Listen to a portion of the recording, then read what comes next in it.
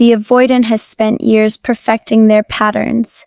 They know how relationships unfold because every relationship has unfolded the same way. Someone pursues, they retreat.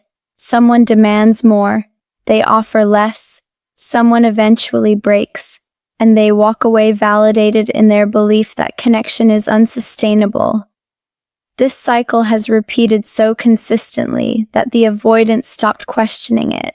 They assumed every person would play the same role, react the same way, fit into the same predictable dynamic. But then they encountered someone who shattered every assumption, someone who did not chase when pushed away, someone who did not beg for scraps of attention, someone who valued themselves enough to walk away when disrespected.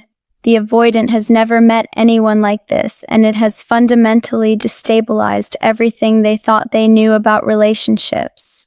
If you're the one who refused to play their game, subscribe to understand why breaking their pattern affects them so deeply and how to protect what you've built. The disruption of familiar control. Every avoidant operates with an unconscious playbook that has served them for years. They create distance. The other person panics. They withdraw. The other person pursues. They devalue. The other person tries harder to prove their worth.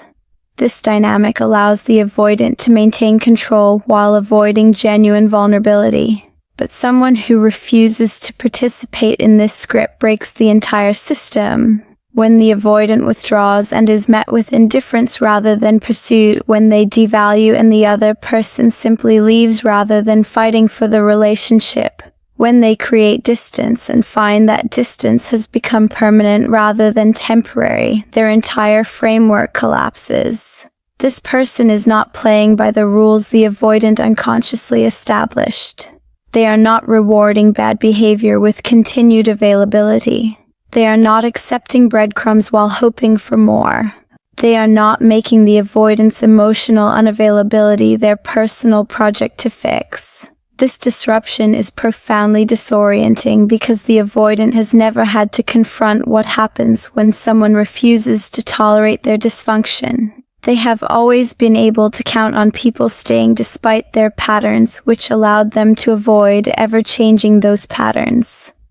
The forced confrontation with their own inadequacy. What makes this person so different is not what they do but what they refuse to accept. They have boundaries that are non-negotiable. They have standards that are not flexible. They have self-worth that is not dependent on the avoidant's validation. This creates a mirror that the avoidant cannot look away from. Every previous relationship allowed the avoidant to blame the other person for being too needy, too demanding, too emotional. But this person is none of those things. They are secure, grounded, and unwilling to compromise their peace for someone who cannot show up consistently. This forces the avoidant to recognize that maybe the problem was never about other people being too much.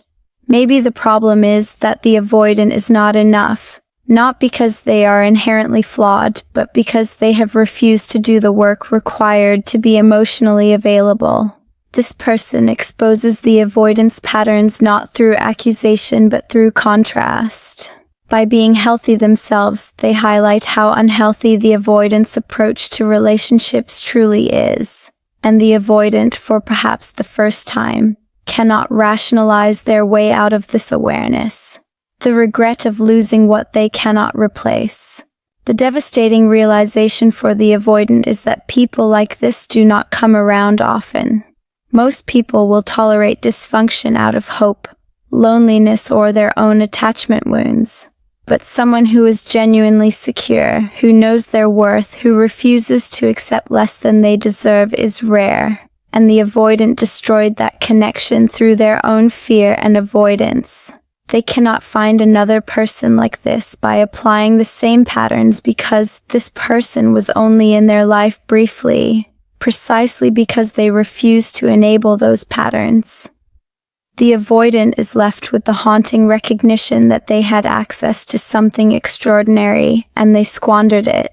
They cannot recreate this dynamic with someone else because what made this person special was their unwillingness to participate in the avoidance dysfunction.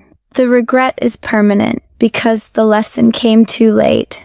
The avoidant finally understands what healthy connection looks like, but only after pushing away the one person who could have shown them how to sustain it. They never met anyone like this before. And the painful truth is they likely never will again, not because such people do not exist, but because such people will never tolerate them long enough for the avoidant to realize what they are losing until it is already gone.